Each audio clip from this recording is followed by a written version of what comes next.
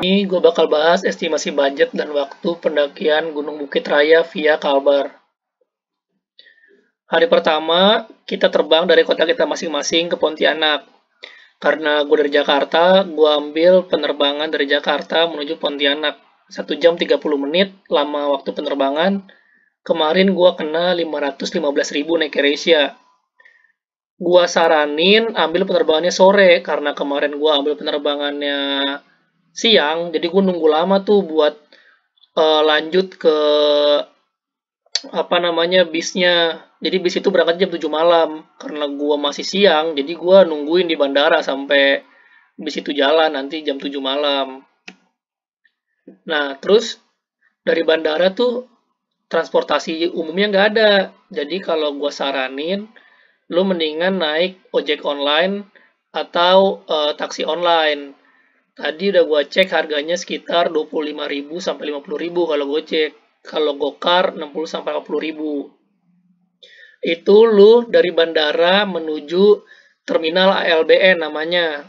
Perjalanannya sekitar 30 menit. Nah, pas lu sampai di terminal ALBN, lu bisa naik Damri menuju Nangopinoh, Melawi. Perjalanannya itu sekitar 7 sampai 10 jam. Dia Damri ini berangkat ada yang jam 8, ada yang jam 7 malam.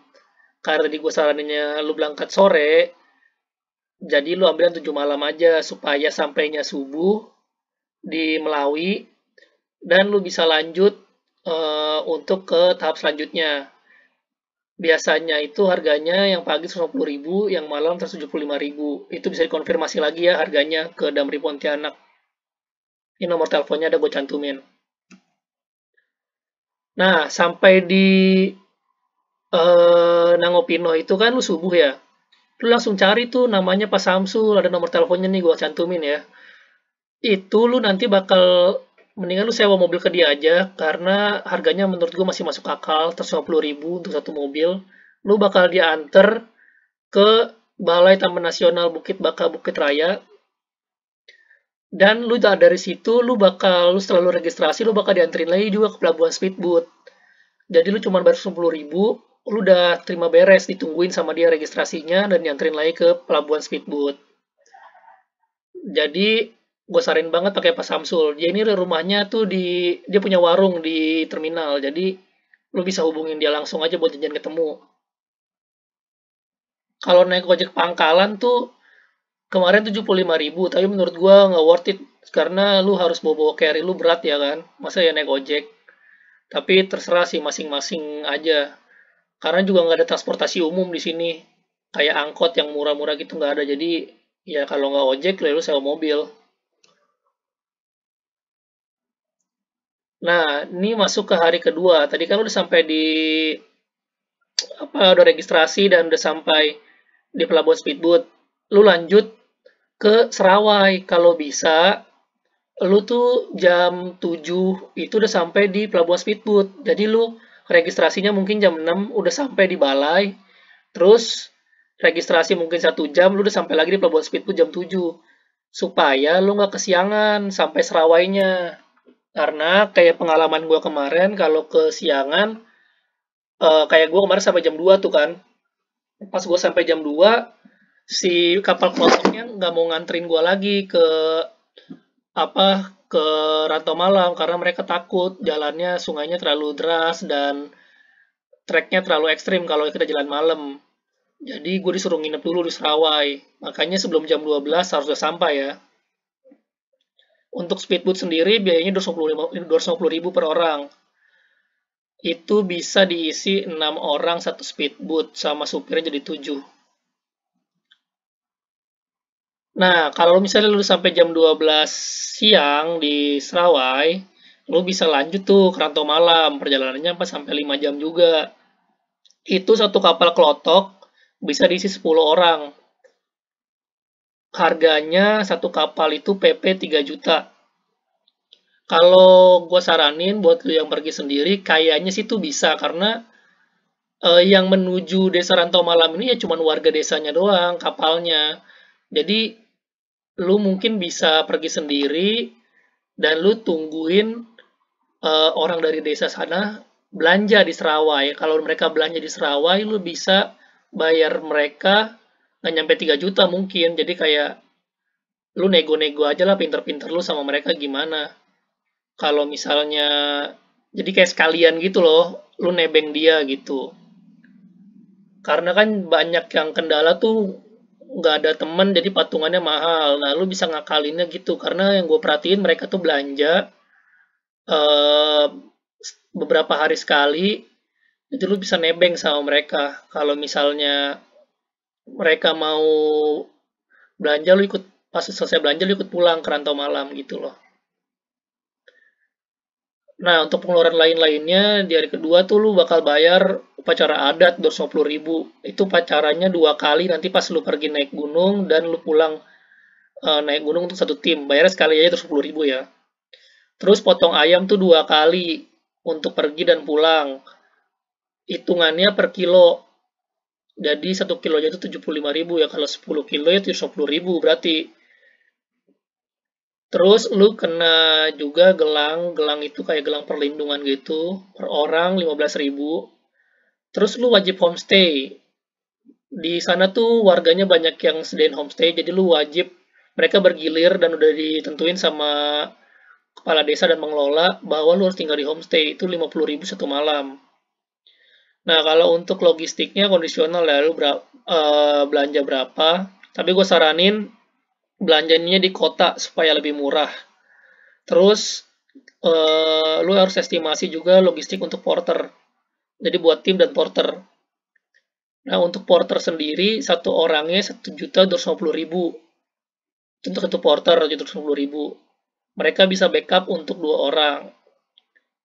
Nah, biaya lainnya ada masak, listrik, pakai air itu di homestay bayar, tapi kayaknya tergantung homestaynya. Jadi lu tanyain deh bayar apa enggaknya. Soalnya nanti lu kaget kalau tiba-tiba dikenain bill sekian gitu, padahal lu nggak tahu kalau lu pakai listrik dan masak sama pakai air tuh bayar di homestay. Nah, lanjut di hari ketiga. Di hari ketiga tuh kita start jam 7 pagi dari Desa Rantau Malam menuju Korong HP. Jalan kaki tuh 2 jam 30 menit. Di situ ada ojek, tapi kalau kondisinya kering, kalau misalnya lagi hujan, biasanya ojeknya nggak mau. Terus lagian kalau naik ojek tuh malesnya percuma kayak kita bakal turun-turun juga karena jalannya hancur parah. Jadi kita tetap harus ada trekking-trekkingnya juga. Jadi mendingan jalan aja deh lebih irit. Masih dari ketiga, lu dari Korong HP menuju simpang pertemuan jalur Korong HP dengan jalur Batu Lintang tuh, lu berjalan sekitar 2 jam. Itu lu 19.900 meter lagi menuju puncak.